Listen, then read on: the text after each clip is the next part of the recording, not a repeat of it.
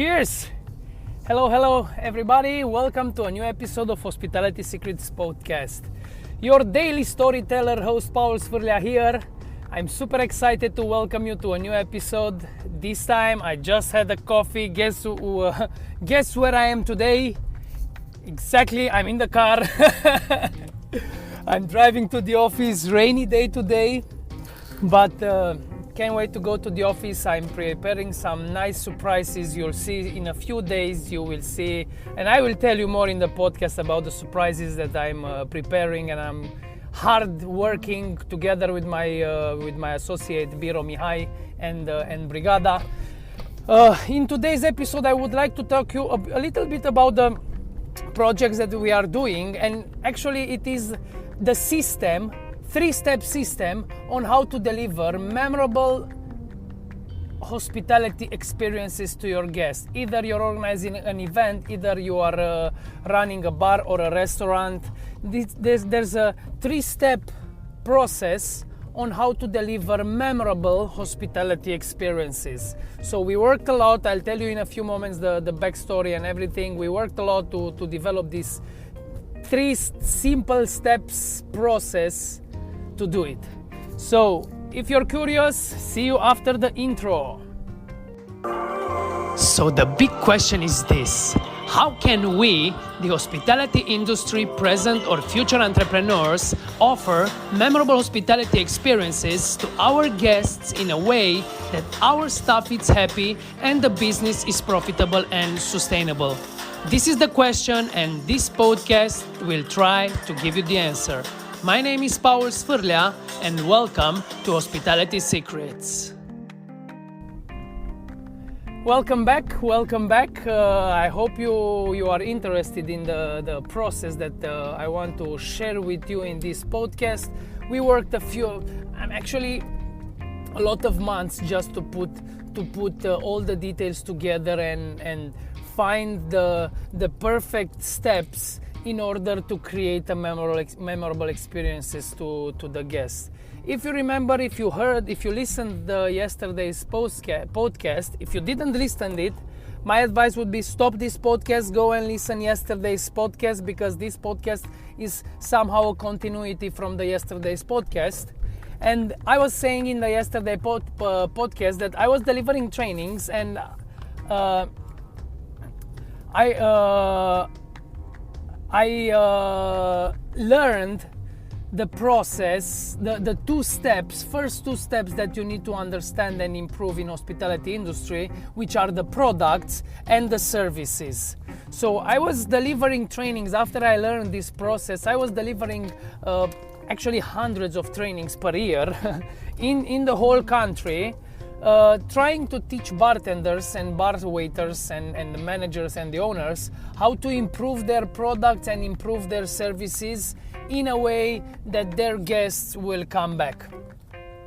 But actually my desire when I was traveling and training so many bartenders and bar waiters and managers and owners, my internal desire actually was to improve the guest experience. After all, I wanted to have an impact in the hospitality industry, to do something remarkable in the hospitality industry, and to help this industry to become a better place for the guests, for the staff, for the owners, for everybody. So I really wanted to help this industry to get better, to be a more beautiful industry.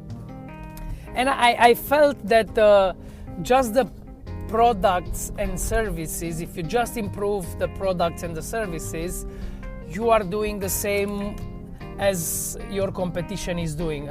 All the bars, all the restaurants, all the venues are trying to have the best products and trying to hire and train the staff in order to deliver good services. So this is like the basics, the foundation I was telling yesterday. This is actually the foundation of the hospitality industry, but it's not quite enough.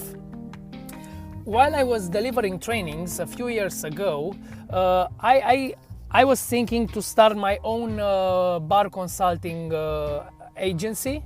So I wanted to help the hospitality industry hands-on consulting bar by restaurant. So I wanted to take each place at a time and help them improve their services, improve their products. It seemed that, as I said in the first episode of this podcast, the Joy Tenders, the agency that I started, which we wanted to be the bartenders who bring joy. That's why we were called Joy Tenders. We were 5 guys. We tried to bring a little bit of joy in hospitality industry and try to help the bars, restaurants improve their products and their services. I don't know how it worked, but we invested some money, we developed the brand, we had everything, but it didn't work. We went bankrupt, we didn't manage to get too many consultancies to have a cash flow to sustain and to continue with this agency. So after, I think, half a year, maybe a year, we went bankrupt. We split it. We were 5 persons. We couldn't get in the same direction, so each of us took a different direction, and we split it. To be honest, I was very frustrated. I was very upset. I put everything in this agency, all my knowledge. I thought that this is the thing. This is my call, and I knew that I was called to serve hospitality industry businesses, to offer better experiences to their guests, but I didn't know it yet. So I tried to go together with these 4 another friends from the industry. I put it all my savings, all mine and my wife's savings. That was the baddest, the ugliest part, to be honest, because there weren't just my money. There was my money and my wife's savings, and I put it into that agency, and we tried to do it. We invested a lot of time, a lot of energy, a lot of focus to help bars, restaurants to improve their products and their services. But unfortunately, it didn't work. We all took different directions. I was so frustrated. I was so upset that I couldn't manage to organize, to help bars and restaurants to make these things work. I thought that I was a failure, and I was a failure. And you know that it's frustrating when you fail, like big failing. And people were saying in the industry that our agency will not gonna last because it's not working like this. And I said, no, I'll show to everybody that this agency, this company is different, and we will do a lot of consultancies, and we will help the industry to be a better place. But we didn't. So I was so frustrated. I was so upset. I didn't know what to do. Meanwhile, I was keep delivering trainings for the Diageo Bar Academy. I tried to do it like a second job. I continued just with my trainings. I said, okay, maybe it's not the time for me to open a consulting company. I will study some more. Until at some point, something happened. There was when we organized an event called Synesthesia, which was a food pairing event. I will tell you more tomorrow or the day after tomorrow about that event and what I learned from it. But when we organized that event, there was a chef, which his girlfriend was Luisa Bulencea, which was the sister of a guy called Paul Bulencea, and Paul Bulencea is the guy who organized the castle that I was telling in the first episode in Poland, which is called the College of Extraordinary Experiences.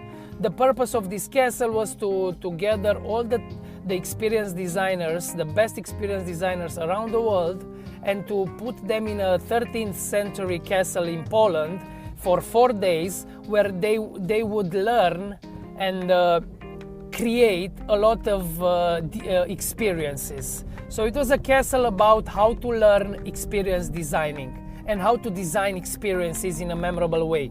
So this was the castle, and Luisa was Paul's sister, and he came and she talked to me, and she invited me to provide the drinks to the castle. So I was very fortunate to provide the drinks to that castle. I didn't know what was about, but I was super excited. I knew that experiences are the future. Somehow I knew it, but then everything went in place. She recommended me before going to Kessel. This happened, I think, in summer, and in autumn was the Kessel. We had like a 6 or 8 months, something like this, and she recommended me to read a few books. One of the books she recommended was the book that changed my whole perception about the hospitality industry, which I strongly recommend to every single person who's working in the hospitality industry. And the name of the book is Experience Economy from Joe Pine and Gilmore. So this is the book. It was written in 99, rewritten, added something to it in 2005. But in this book, they are explaining about experiences, and more likely about the experience economy, which was mind-blowing for me. I was completely impressed, and this completely changed my whole approach about hospitality industry and about bars and restaurant consulting. So in this book, I'm not telling you a lot of things from the book because I strongly recommend you to read it. But the main idea that I understood in this book and completely changed me was the progression of economic value, is called. It's a ladder with the history of our economy. So there is a progression of the economic value, and everything started in an agrarian economy where people were extracting commodities from the earth, and they had commodities, and they were doing mostly barter. You have like a ton of green coffee, you were exchanging it with a ton of barley, for example. So these were like, in an agrarian economy, everything was based on what we took from the earth, and that was a commodity. Second step in the progression of economic value is when industrial economy started, where people started producing goods. They were producing from commodities. You take a commodity and you pack it, you make a good out of it, and you put it in a supermarket, and now it's a good. This is the second step of progression of economic value that is written in the book, which is quite nice. It's still happening. We still buy it, the goods. We buy them in supermarket. The price of these goods is not so high, depending on the brand. The only difference is made by the brand. And this is the second step. And it started in the industrial economy. Third step, which is the service economy, where the economy is based on services, where you don't have the good in the supermarket, you have somebody who's bringing you the good from the supermarket in front of your door, which is a service already, and you pay a bigger price for that for the service than you pay for the good, because now that good is personalized, it's customized to you. Somebody is offering the service to you, it's doing that service to you. So this is the third step of the progression of economic value. Fourth step, it's the experience economy, and this is the sweet spot. This is the thing that changed my life, my perception about this industry. And it's based on experiences. Which experience? It's a service which is customized to you.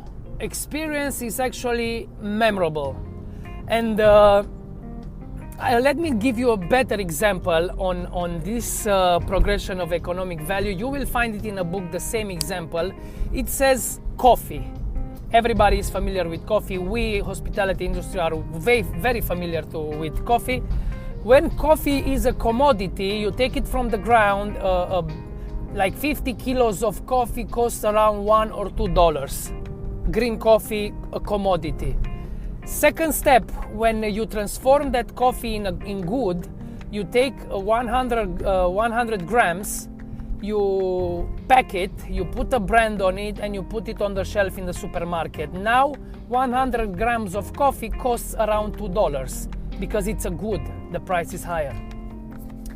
Third step, services. You take that coffee, you put a measure, 7 grams, 10 grams, it depends. You make one coffee out of 7 or 10 grams, and somebody is taking the coffee to the table. Now it's a service. Now 10 grams of coffee costs around $1-2 or euros.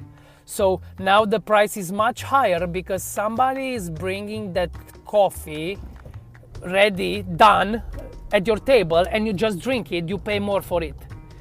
Next step is the experience. This is the nicest thing. When it's an experience, let's look at Starbucks. At Starbucks, you're not just paying for the coffee, you're paying for the whole experience because Starbucks delivers a different experience. So that's an experience, and a coffee costs even more. But let me give you another example that Joe Pine puts it very nice in the book. He went into a coffee shop in Vienna, where in that coffee shop, when in that coffee shop, you have the opera from Vienna, which is singing live in the coffee shop, and you are drinking your coffee while opera from Vienna is performing live in the coffee shop, and you pay for a coffee 32 euro or something. So this is an experience. You are paying not just for the service, you are paying for the experience, and this was like mind-blowing for me. And Joe Pine puts it very, very, very interesting, because the difference between a service and experience is that in a service you want to save time. You call it time well saved. You want a service, you order food through Foodpanda, Glovo, Uber Eats, or what other services do you have to order something to eat home. You want to save time. It's time well saved. You want to bring it in shortest time possible with to be very convenient. But when you want to get an experience, we called it time well spent. You choose to spend your time there. You don't want to save time, you spend your time there. And Joe Pine puts it very nice. It says, when people say customer experience, they mean making interactions nice, easy, and convenient. But those are service characteristics, not experience characteristics. Instead, if you want to offer an experience, create memories and be personal, and offer time well spent. Get customers to value the time they spend with you to offer a distinctive experience. So this is the main difference between a service and experience. The person who's buying the services, it's called the customer. So if you're just buying a service, you're just taking just that you want the good customized to you. In that moment, it's a service, you're a customer. But when you are getting an experience, you're a guest. So that's why we are Brigada Guest Experience Design, because everything is around guest. We want that guest to have a time well spent and not a time well saved. So that's the main difference. When you want to offer an experience, think about how can you improve the experience that you offer to your guests for them to spend their time in a valuable way in your outlet, in your venue. And Joe Pines put it very nice. The price guests paid for your experience, it's a clear indication of its value. As we were discussing, if you are buying commodities, everything is very cheap. If you are buying goods, it's a little bit more expensive. If you are buying services, now it's quite more expensive. And if you're buying experiences, now it's much more expensive. And there is one more step. Joe Pines puts it in the book. It's fifth step of progression of economic value, which will happen in the future. But I will not tell you that here. I will let you to discover in the Economy Experience book. I'm not telling you now. But this was like the big aha moment for me. So this was a big epiphany moment for me when I realized that we need to offer the experience to our guests. We need to pack our services and our products in a way that it's memorable to our guests. So our framework that we develop with Brigada, and you will hear more next days. I will start sharing more insights about this. Our process framework is design, develop, deliver. Design good products, design your business for profitability. Think about the products, the goods that you are selling. Second step is develop remarkable services. Think about how you can develop your services to be remarkable, to develop the hospitality inside your business. So this is the second step. Develop hospitality, develop remarkable service. Third step, it's deliver. This is the thing. If yesterday I was talking only about the products and the services, today this is what makes the difference between service and experience. It's deliver a memorable experience. Think about how can the guest have a time well spent in your outlet, in your bar, in your restaurant. So this is the system: design, develop, deliver, which are 3 steps. Each step, it's detail. We worked very hard on it to create a specific roadmap to help you improving products, services, and the experience. So tomorrow I will talk a little bit more about design, and more likely it's a program we call Design for Profitability, which you try to design your business for profitability. This is the framework that we develop, design, develop, deliver. And this framework is called Hospitality to Profitability. How can you master your hospitality in a way that you can increase your profitability? So this is the framework. And after applying this framework, we kind of did very nice experiences. And I will tell in next day's episode about a very nice experience that we did called Inferno, and you will see more what I am talking about: design, develop, deliver. And since I discovered this framework and I discovered the Experience Economy book, now I look to design time well spent for the guests, the people that I'm serving. For the present or future hospitality industry entrepreneurs, I'm trying to design time well spent and to offer them an experience, not a service. I hope it helps. That's it for today. See you in the next episode. Cheers!